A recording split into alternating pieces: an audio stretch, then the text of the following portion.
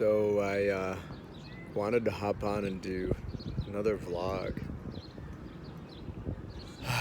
I'm at the zoo, and today has been one of the most remarkable days I've experienced. This, I was called to go to the zoo. I knew I was called to go here, and it's like I'm receiving medicine from the animals in terms of how to live in a more embodied way, a more attuned, flowing way.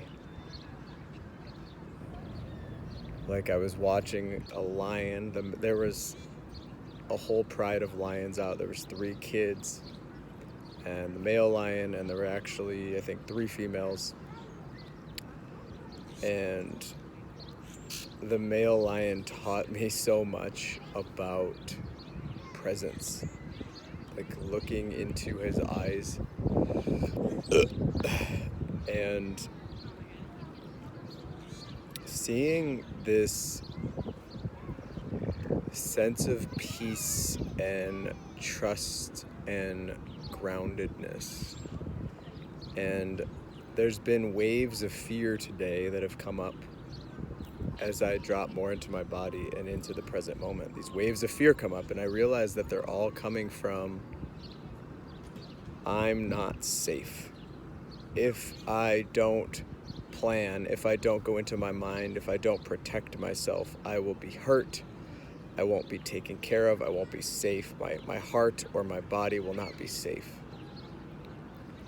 So my journey very much is about leaning into that, witnessing the ego and understanding it, and then breathing and almost like dropping more deeply into this moment and letting these waves of energy move through me, and I feel even more connected than I ever have before.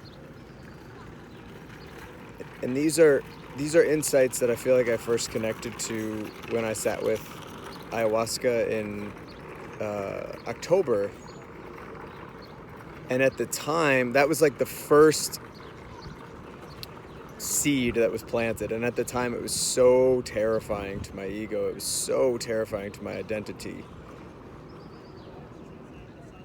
that I did what I had to do, which was go back to Chicago and stay with my parents and go through this crazy period of like freaking out of who am I, how do I live, what do I want, as I started to come more into my body. It's like the ayahuasca experience lit a match, and it started this like wick burning, and there's no stopping it. And I feel like that's how the spiritual experience is.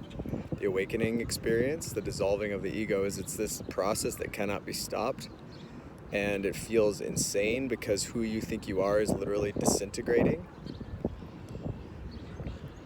and it requires tenderness, it requires courage, it requires presence. But what I'm realizing is everything is always okay. One of the there's a poet, Rilke, Rilke, I believe he's Austrian. There's a passage from one of his poems that feels incredibly medicinal to me in these times of like uncertainty and fear and panic that come up from my ego, even though my body feels grounded and peaceful. He has a passage where he says, "Let everything happen to you. The beauty and the terror. Just keep going. No feeling is final." And that is the medicine. Because being here means this constant dissolving of these mental programs that we created to keep us safe. And so they keep freaking out when we experience an emotion. Like maybe we experience fear or sadness.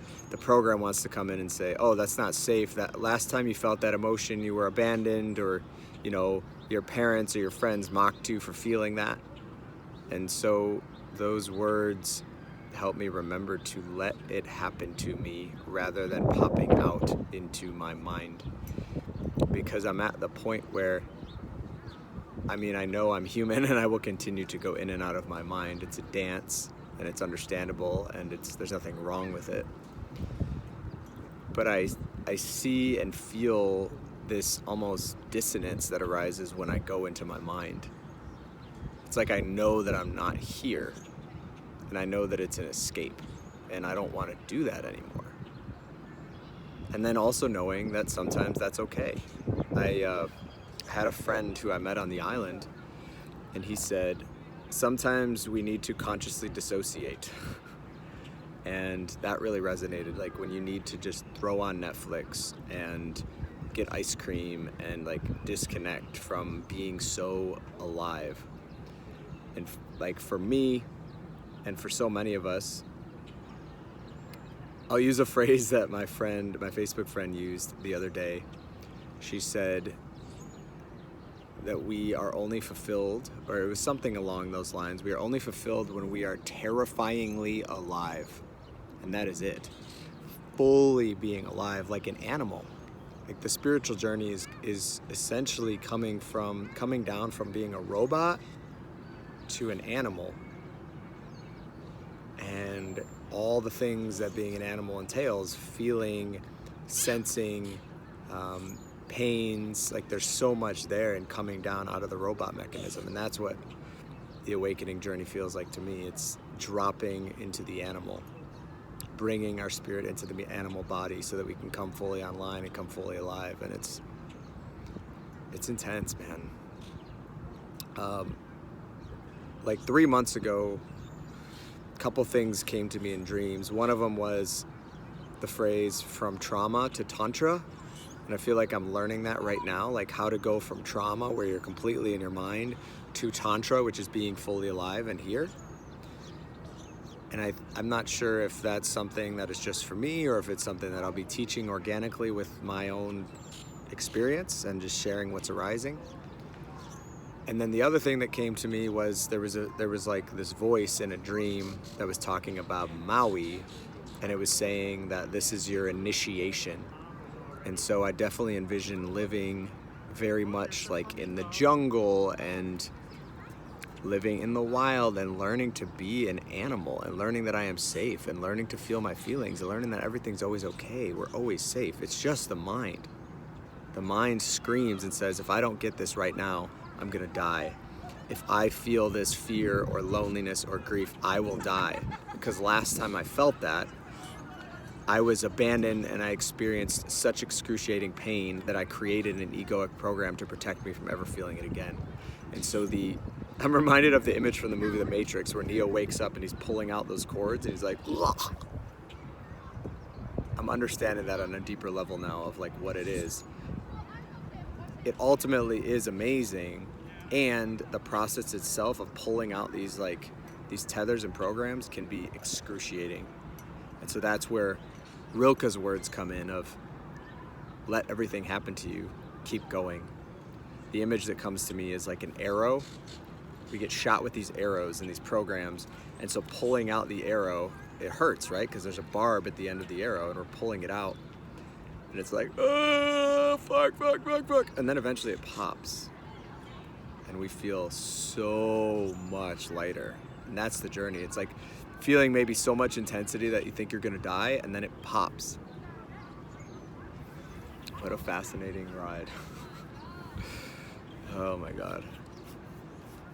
And so, yeah, now I'm like, I guess I'll leave it here. I'm in this space of really wondering still about money, but I'm gonna be going to San Francisco and really living day to day, even though it feels terrifying, and just continuing to trust and know that the more I come into my body and the more I slow down, the more downloads, the more awareness, the more clarity I will receive in terms of my path